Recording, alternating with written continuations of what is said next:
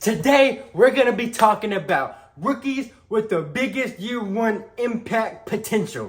What's up, man? What the word ain't? It's your boy Jay, and I'm back with another one. Welcome back to the channel, man. We about to go ahead and slide right into this thing. So go ahead, leave a like, comment, and subscribe, man. And we about to go ahead and slide into it. Hey, man, what's up with y'all? So today, we're going to be talking about rookies with the biggest impact, but not the obvious answers here. Like, of course, Marvin Harrison Jr. is going to have a great impact out there in Arizona. Duh, here, right? You know, he's going to come in on day one and be the number one receiver.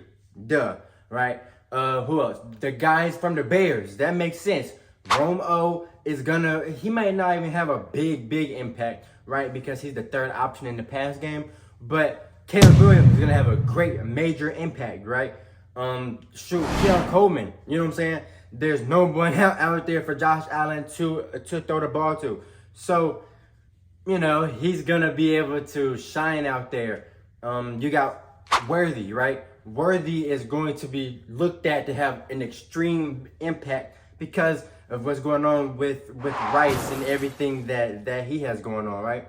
So, because of all of that, you're going to see these guys, you know, flourish and be able to be big and yada, yada, yada. That makes sense. We all know that. But I'm talking about pulling back that curtain and let's really see who's going to have a great impact. First guy I'm going to be talking about is Brock Bowers here, okay? I mean, we all know how dynamic he's going to be, especially on a team like the Raiders, okay?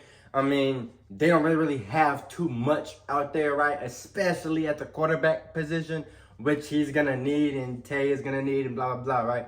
But, you know, I do think he will have a great impact this year in the run game or in the pass game, whether he's actually getting the ball or whether he's the lead blocker for Zamir White.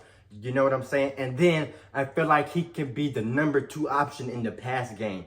Like, he is that versatile of an athlete, of a football player, which is what you need on a team like the Raiders, who don't really have amazing skilled positions, right? Of course, they got Tay out there, and like I said, Zamir, but, you know, they don't really have too many other eye-popping, eye-catching names out there, right? Shoot, a lot of y'all might not even know Zamir. I just do because he was the best player in the nation, and you know, and he came from my state, right?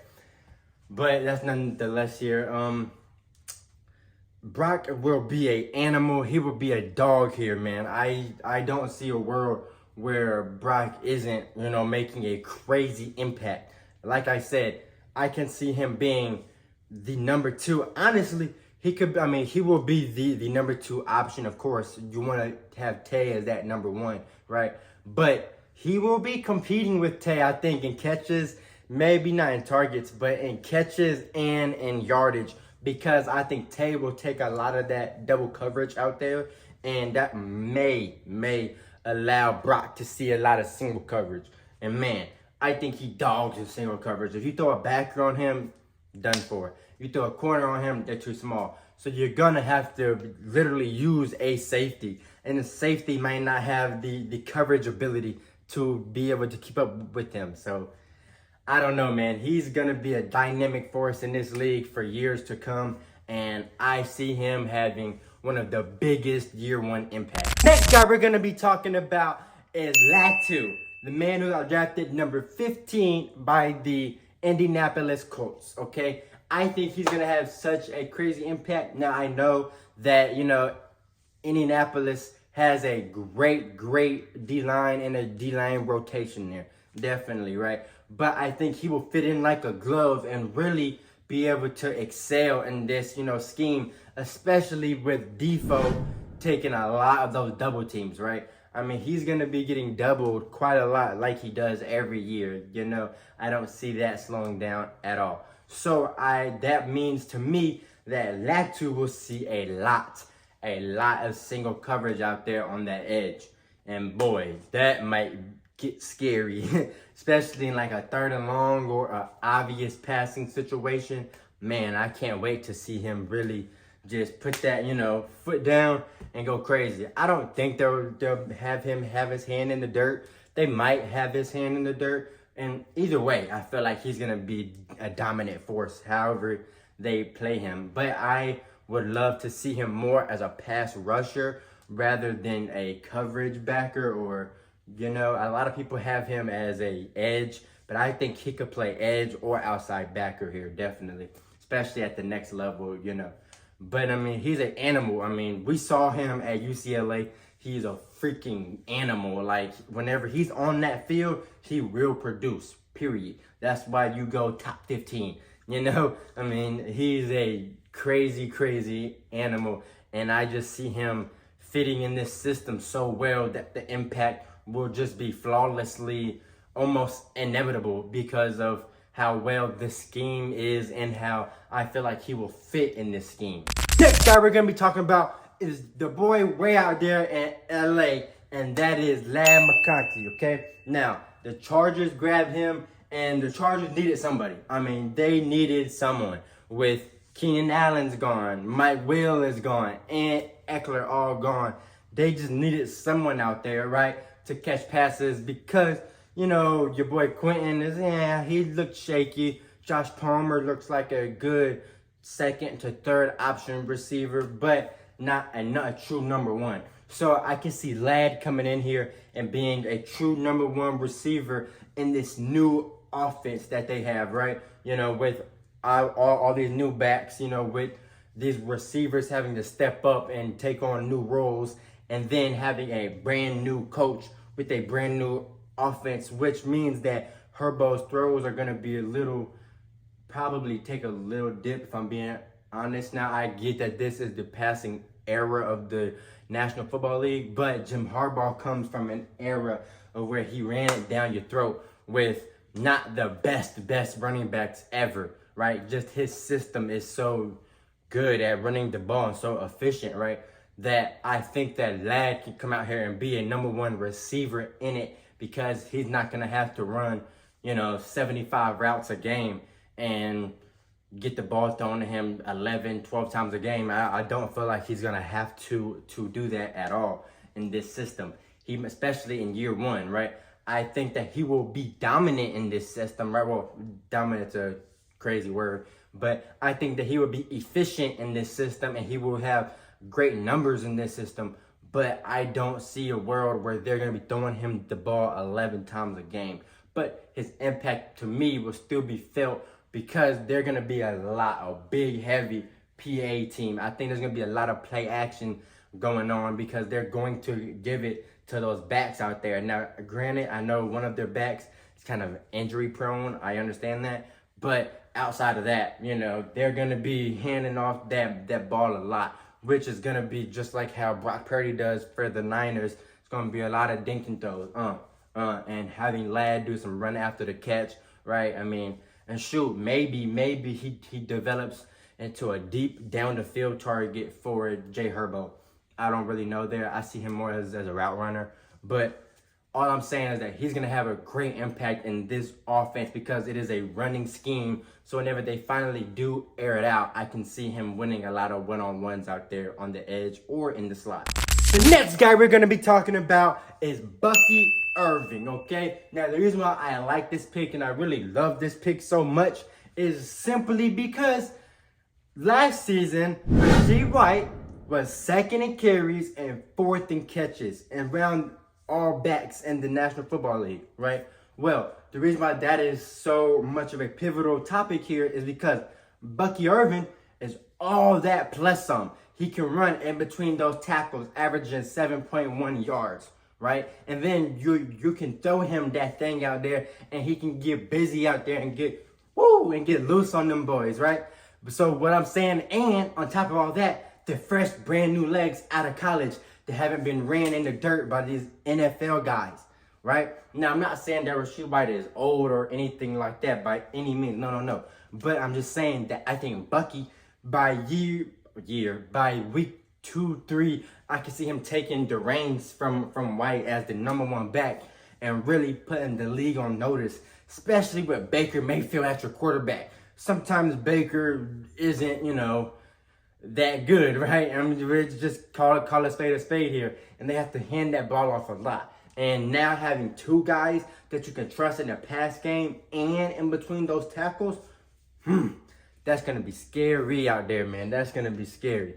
Now, and you know Baker is a PA type of guy too, so that means that they're going to be giving the ball a lot, because for PA to work, the run game has to be working, right? So all I'm saying here is that and this might even be better for your offense having two fresh backs rather than just having White, who is, you know, his legs are dead by week 15, week 12, you know, because he's gotten the ball a billion times through the pass game or through the run game, right? So, you know, instead of, you know, having him and killing his legs, you can have Bucky, excuse me, you can have Bucky, you know, be out there and really take the load off of him, and they can share it together, and then possibly have Bucky ascend to the number one back. And man, I can see him dominating. I can see him one-on-one. Bucky is gonna win. Bucky's gonna win one-on-one. Unless it's, you know, the linebacker coming straight up the gap, mano a mano, is nowhere for him to go. Yeah, he's gonna get tackled right there a few times. It's just the nature of the game. But I mean, one-on-one out there in open field, I see him getting loose, you know, running over you with the little stiffy, whatever. But all I'm saying here is just that I think he will have a great, phenomenal impact in this offense. The next guy I'm going to be talking about is Cooper DeJean, however y'all say it. I've heard people say DeJean. I heard people say DeJean. I don't know. I'm more of a DeJean guy. Okay? So, Cooper DeJean. Where do I start? I mean, to me, first round talent. To me, top 15 talent, top 14 talent in this draft. And the Eagles were able to get him in the second round. To me, he might be better than the first round corner that they got in Quentin Mitchell, simply because he came from Toledo and he didn't, you know, play a lot. I mean, granted, Iowa probably doesn't play a lot of crazy, you know, stuff there either. But still, I don't care. I think that Cooper is amazing and he will be a dog. I think, honestly, if I'm calling a spade, I mean, I don't know. They still have Darius Slay there. But outside of Slay, he might be the best corner or best DB, period, on the roster right now, walking in the door. I mean, that's how high I am on him. He's amazing in man coverage. Amazing in man coverage. He's great in zone too as well, but amazing in man. You know, he's a ball hawk. You know what I'm saying? I mean, a ball hawk. He's actually who I wanted the 49ers to grab. And I mean, I'm just extremely high on Cooper. I think he will, he could really play three positions for you guys. Whether that's outside corner, slot corner, or safety. I mean, generally, I feel like this guy can really ball out, and this dude can really, you know, be out here to ball and to play football, man. And I feel like he just fits that Philly team so well. You know, the Philly atmosphere, shoot the whole city. You know, I mean, I just feel like he's a ball first guy. All he cares about is football. You know, it seems like in his interviews and whatnot, right? I mean, I can really see him flourishing and being an animal in this specific system, and how I feel like he can be used. Now, if he's used in a slot, he probably isn't going to be as, you know, what's the word here? He's probably not going to have as much, you know, coming his way. But I feel like if they put him at safety, or if they put him at outside corner, because, you know, Bradbury is getting a little slower. And if you can have Quentin in the slot, but I doubt that. I'm sure it'll be Quentin. Or if Bradbury does take a back seat, it'll probably be Mitchell on the outside and Cooper in the slot or back at safety.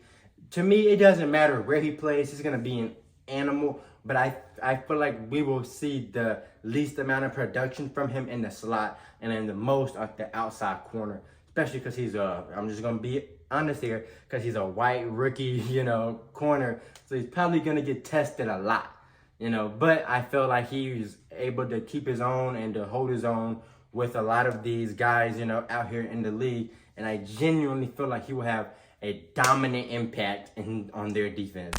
And the last guy I'm going to be covering in this video is one of my, also another favorite in the draft of mine, and Peyton Wilson, okay? Now, the Steelers picked up an animal here, okay? a freaking animal they picked up. To me, he's a first round talent. He's a first round, probably later first round, mid first round guy. But still, to me, he has first round talent. He just does.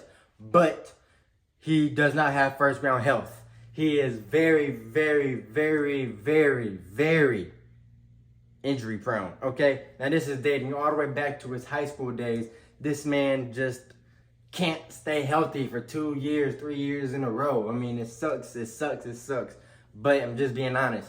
He has like glass bones, it seems like. But when he's on the field, oh man, electrifying animal dog. He's physical, fast, great in coverage with that speed. And he's a great speed rusher. I mean, he's a physical guy. He will fit that Pittsburgh, that steel curtain amazing. I mean, he will be out there and be a dog as long as he can stay healthy. Man, to me, he's the biggest steal of the draft. If he stays healthy now, to me, he could be the best defender in all 7 rounds of this draft, in this class. I feel like that. I mean, that's how high I am on him. I genuinely think that this guy can be the best defender in the league. Well, not the league. I meant to say in this draft class, simply if he stays healthy. I mean, that's how dominant. Now, that if is a big if, because he hasn't been able to, since he was a high schooler, and now he's in the NFL at like 24, 25 years old, right? So all I'm saying here is just that if he can stay healthy, electrifying animal, he will have the biggest impact out of any rookie. I mean, even more than Caleb Williams, right? I mean, seriously. But it's only if he can be healthy. Anyway, man, with all that being said, you already know what it is, man. This video is coming to an end, man. Yes, sir. Alrighty, man, with all that, I hope you guys enjoyed this video. You know what I'm saying? I hope you're having a great day. And please leave me a like, comment, and subscribe. And we're going to get up out of here, man. Love.